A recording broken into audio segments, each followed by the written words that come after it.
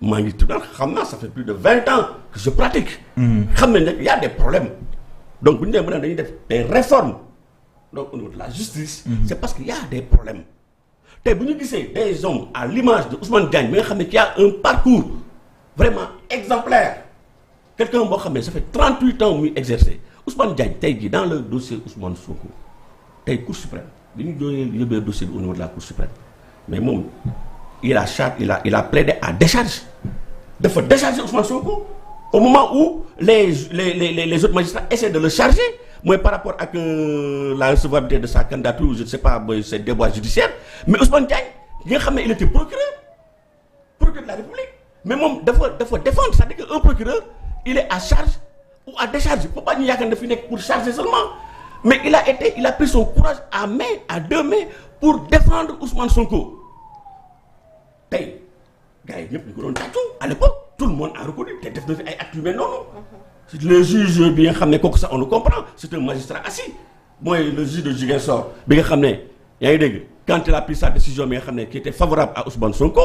mais attends on a besoin d'avoir des magistrats intègres des magistrats yoo xam ne du ñu subir pression mais un procureur de la République qui surtout un dossier comme le dossier de Ousmane Sonko tey ñu yóbbu ko jusqu'au niveau de la Cour suprême moom au lieu mu chargé ko mu déchargé ko il faut vraiment être courageux pour le faire et c'était un procureur et sûrement il est aux ordres il a reçu des instructions de la chancellerie en général c'est comme ça que ça se passe un procureur il reçoit des injonctions c'est le seul magistrat bi nga xam ne dañ koy dox ay orientations di ko dox ay injonctions contrairement aux autres magistrats du siège moo nañ jox les magistrats assis ñoom amul benn injonction bu ñuy jot ñoom xam na la ñuy instruire mooy les textes la jurisprudence la doctrine ñoom loolu kese la ñuy tëkk loolu moo leen tëkk. D'accord. Donc aujourd'hui Ousmane Diagne il est resté constant ñaata régime la fi passé depuis jamonoy Abdoulaye Wade. Il a toujours été le même. Macky Sall pendant tout le mandat de Macky Sall. Il a toujours été un procureur exemplaire.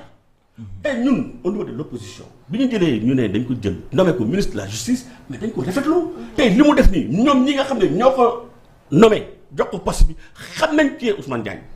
Donc tey li mu posé bi moom acte bi mu posé. On ne peut que le saluer du question jaxase ou bien ay affaire opposition non faut pas prendre ça faut pas interpréter ça comme ça ñun on a besoin d'avoir des hommes qui travaillent pour le Sénégal et non pour un parti politique loolu mooy wax bi. mais monsieur Maïga mun ngeen nangul également le premier ministre que comme li mu wax démb je n'ai jamais fait arrêter personne musul taxaw ne nit ak nit nañ ko tëj loolu aussi mën nañ wax ne tey indépendance de la justice mi ngi am.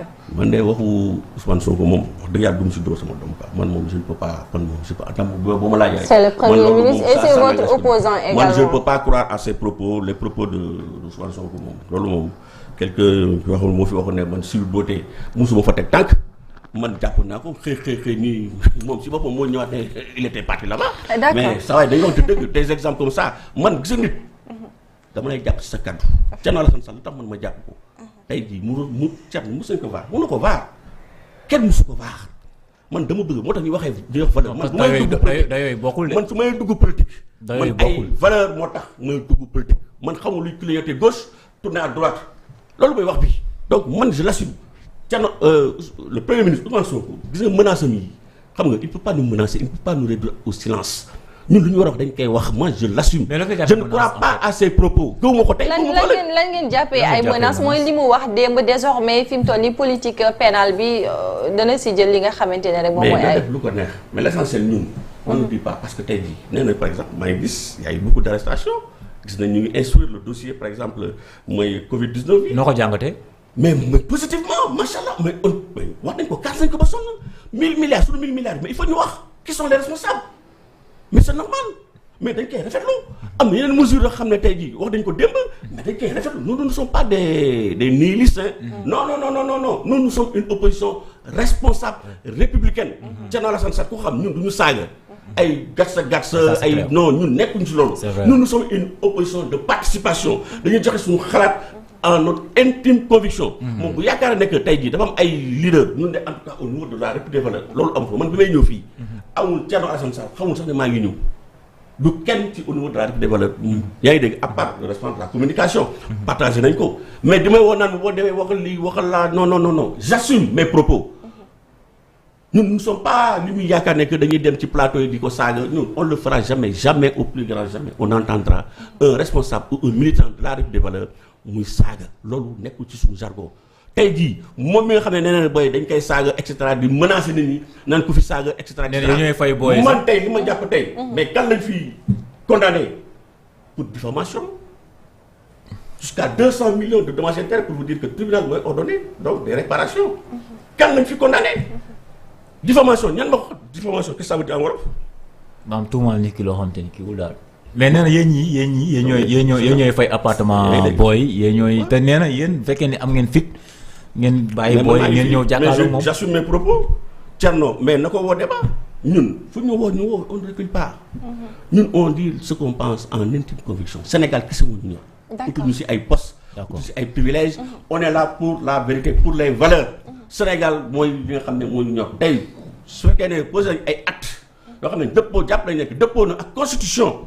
parce que ñun tey jii qui nous connaît on dit que la République des valeurs nous sommes les gardiens de la constitution.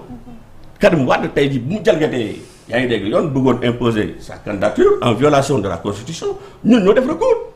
ONAS bi ñu gisee ne que tey jii gis nañ ne y a des malversations yi xam ne ñu fa entre un directeur et le ministre de tutelle bi nga xam ne xamuñu lan lay xaar ba léegi pour teggin ndombal tànkam pour éclairer la lanterne des Sénégalais mais c'est nous la République des valeurs ñun ñoo dem porter plainte. te à propos de ndàmpaay yooyu ngay wax les 5 milliards là ñun on a porté plainte au niveau du procureur de la République moi je faisais partie de l'équipe avec les jeunes de la République des valeurs dem porter plainte pour ñu indi la lumière sur l'usage de ces fonds xaalis boobu c'est l'argent du contribuable mais jusqu'à présent ñu ngi xaar dossier ASER ak leneen ñun chaque fois que la constitution bi nga xam ne moo ñu tënk est violée la République des valeurs fera face loolu moom Ousmane Sonko loolu moom bu sonn muy yow muy keneen ak keneen personne ne peut nous empêcher de dire ce que nous pensons quand il s'agit donc du Sénégal quand il s'agit de la Constitution quand il s'agit aujourd'hui de défendre les intérêts des Sénégalais tey jii débat bi xam mooy lan wala ñuy nekk di ay débat de personnes yu demee noonu nañu dem di jël problème mu sénégalais souffrance sénégalais loolu mooy wax bi les Sénégalais sont fatigués les priorités aujourd'hui sont ailleurs tey ñu doon xaar tey ñu def ñu un bilan après 1 an d'exercice loolu la ñu doon xaar tey jii démb débat bi loolu la waroon tourner on a fait ceci on a fait cela ñu gis lan la ñu defal pour soulager la souffrance des Sénégalais yaakaar bi ñu amoon tey jii la ñuy xaar tey ñu réaliser ko après 1 an d'exercice. Vous ne voyez pas que ñu ngi ci d'autant que gis nga démb le ministre de l'agriculture le docteur Mabouba Diagne taxaw na wax ci li nga xamante ne nii mooy jéego yi mu def ci wàllu agriculture rawatina ci engrais yi wala ci semence yi nga xamante ne nii dara taxu ko jóg lu dul man je vous renvoie la question autosuffisance alimentaire. yéen c'est vous les journalistes je vous demande de prendre votre micro ngeen génn dans la rue ngeen laaj gars yi Sénégal ndax est-ce que gis nañ seen bopp quoi après 1 an. gis nañ seen bopp ci. voilà ci par rapport ak régime bi fi drogue depuis 1 an. avec toutes les promesses yi ñu defoon parce que 2024 la ñu waxoon de. jox nañu réew mi 2024 ñu changé. est-ce que c'était en 2025. mais Ousmane Sonko nee na leen réew kenn mënu ko changer. ci ay weer man xam man nee naa la man nit dama lay jàppee si sa wax xam nga. non waxoon moo loolu la ñu jaay Sénégalais yi. mais man li ma leen demandé rek mooy. tey aujourd'hui yéen la presse. dañoo def un reportage. ngeen dem vraiment vous prenez un échantillon. au moins 100 Sénégalais. ngeen laaj leen ngeen def après le ratio. pour xool ndax est-ce que. Sénégalais gis nañ seen mais ki investir jox la ay chiffres comme que nee nga yéen la République des valeurs ci kàddu ngeen di doxee kooku aussi gëm ngeen mën ci def voilà. ci lan noonu. comme li ma la wax sànq ma buuba mi nga xam ne dafa taxaw joxe ay chiffres. ci li nga xamante ne ñi ngi koy investir.